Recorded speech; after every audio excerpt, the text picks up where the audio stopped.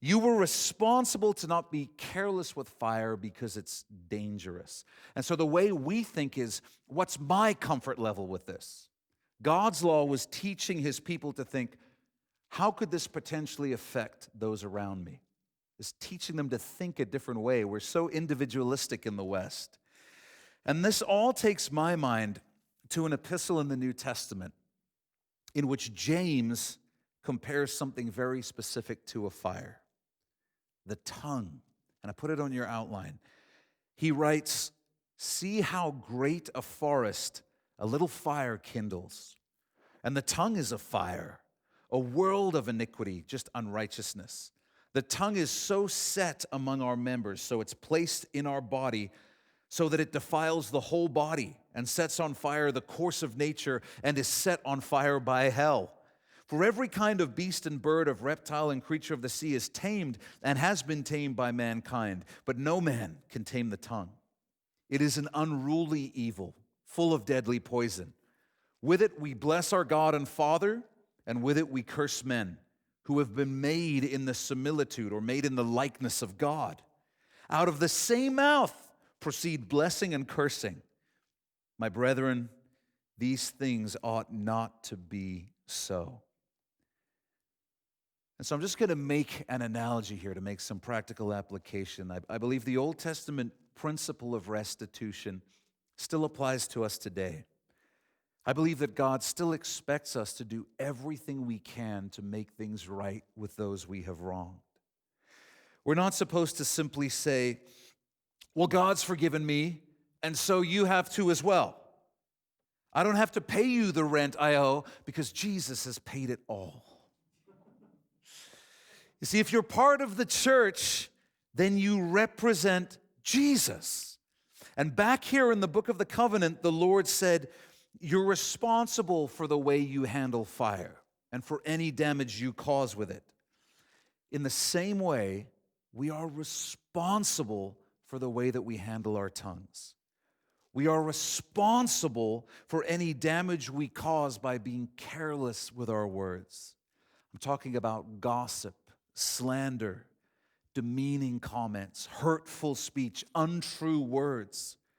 When we're guilty of that, we have a responsibility to make it right. If we've slandered someone, we need to go to those we spoke to and apologize to them for speaking that way. We're to say, I shouldn't have done that. I shouldn't have spoken about that person that way. They didn't deserve to have me talk about them like that. And when we've spoken wrongly or harshly to someone, we're to apologize and seek forgiveness. Not only that, but we're to make restitution. How do we do that with our words? Well, when we've burned someone's field, so to speak, it needs to be replanted. And when it comes to our words, that means we need to plant right words into that person's life, if that's an option. We need to speak encouragement, appreciation, affirmation, blessing. We need to build them up again. And here's the key. This is a relational key. In marriage, parenting, any deep friendship. The thing about biblical restitution is that it had no time limit. If it took you the rest of your life to make restitution, then it took you the rest of your life. If it took you the rest of your life and you still wouldn't be able to get close to paying it off, then that's what it was. So if we have the option, we're to keep trying to make restitution. If you've been careless with your words and wounded your spouse or your child, they may reject you and they may give you a cold response when you first try to speak with them. They may continue to respond like that for a long time as you work toward restitution. But listen, if you have a field, you're not going to just throw a few seeds and then stand there and go, I guess it's not working. I tried. You're not going to throw some seeds, pour some water, and go, well, if the seed doesn't want to grow, what am I supposed to do?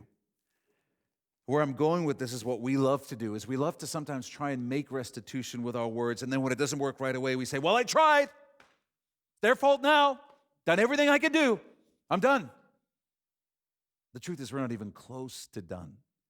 If there's still the opportunity in the future to go back and try again, we're to go back and try again. Keep planting those good seeds. Keep speaking those words of life. And keep trying to make it right. It takes a long time for some fields to grow again. It takes a lot of work. But if the option's available, we got to keep at it. Would you write this down?